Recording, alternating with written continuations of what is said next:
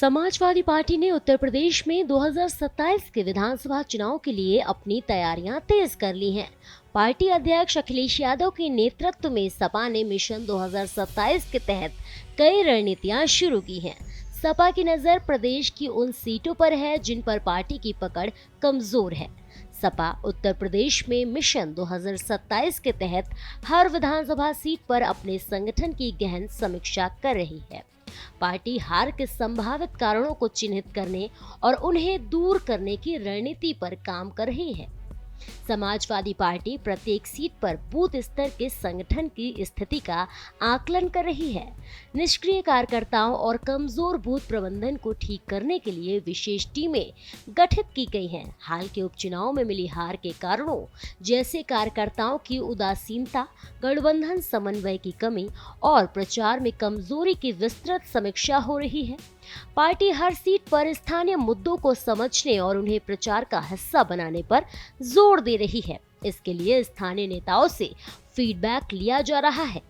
पिछले चुनाव में गलत उम्मीदवार चयन से हार की समीक्षा के बाद सपा अब मजबूत और स्थानीय स्तर पर स्वीकार्य उम्मीदवारों को प्राथमिकता देगी। बीजेपी और अन्य दलों की रणनीतियों, खासकर उनके सामाजिक समीकरण और प्रचार तंत्र का विश्लेषण किया जा रहा है ताकि सपा उसका मुकाबला कर सके। हार के कारणों को समझने के साथ साथ सपा कार्यकर्ताओं में जोश भरने के लिए प्रशिक्षण शिविर और सम्मेलन आयोजित कर रही है। कमजोर डिजिटल उपस्थिति को मजबूत करने के लिए सपा सोशल मीडिया रणनीति पर काम कर रही है ताकि युवा मतदाताओं तक बेहतर पहुंच बन सके। सपा का यह प्रयास सुनिश्चित करने के लिए है कि 2027 में कोई भी कमी हार का कारण न बने। अखिलेश यादव और शिवपाल यादव इस समीक्षा प्रक्रिया की निगरानी कर रहे हैं ताकि पार्टी हर सीट पर मजबूती से लड़े। आपको बता दें कि ऐसा पहली बार हो रहा है जब समाजवादी पार्टी की तरफ से इस तरह की कवायद शुरू की गई है। जी हां, 2027 के चुनाव के मद्देनजर सपा की नजर उन 108 सीटों पर है जहां पिछले 3 बार से लगातार सपा पार्टी हार का सामना करती नजर आ रही है।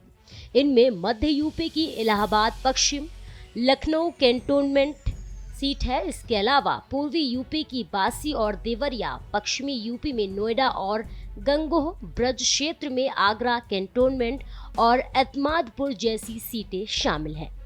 बता दें कि सपा ने उन सीटों पर भी सही स्थिति परखने में लगी है जहां पर पार्टी ने सहयोगी दलों के साथ मिलकर चुनाव लड़ा था। इनमें से एक पर्यवेक्षक दल पश्चिमी यूपी की शामली सीट पर भी भेजा गया है। आपको बता दें कि इस सीट पर सपा ने 2022 में जयंत चौधरी की राष्ट्रीय लोकदल के साथ मिलकर चुनाव लड़ा था और जीत हासिल की थी, लेकिन फिर 2017 में और 2012 में सपा को यहां हार का सामना करना पड़ा था। वहीं फिरोजाबाद की 2 और बदायूं की 1 सीट भी ऐसी है जहां सपा कमजोर है। इन कमजोर सीटों पर सपा के पर्यवेक्षकों की टीम ने पिछले 1 पखवाड़े में 2-2 बार दौरा किया है, जिनमें उन्होंने यहां के जिला अध्यक्षों, जिला इकाई समेत तमाम पदाधिकारियों के साथ बैठक की और साथ ही उन्होंने विभिन्न जातियों और समुदाय के प्रभावशाली लोगों के साथ भी अलग-अलग बैठकें की हैं। सूत्रों की माने तो सपा ने पूर्व विधायकों को पर्यवेक्षकों की टीम में शामिल किया है। जी हां, किसी तरह के पक्षपात से बचने के लिए ऐसे नेताओं को जिम्मेदारी दी गई है जो बाहर के हैं।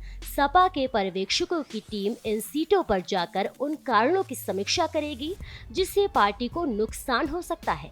यहाँ पर पीडीए की रणनीति के तहत भी पार्टी को जमीनी स्तर पर मजबूत करने का काम किया जाएगा। आपको बता दें कि लोकसभा चुनाव में सपा सबसे बड़ी पार्टी बनकर उभरी है। ऐसे में पार्टी यूपी विधानसभा चुनाव को लेकर एक-एक कदम पूरी तैयारी के साथ आगे बढ़ा रही है। सपा गलती की ऐसी कोई जगह नहीं छोड़ना चाहती है जिसकी वजह से चुनाव में पार्टी को खामियाजा उठाना पड़ सकता है।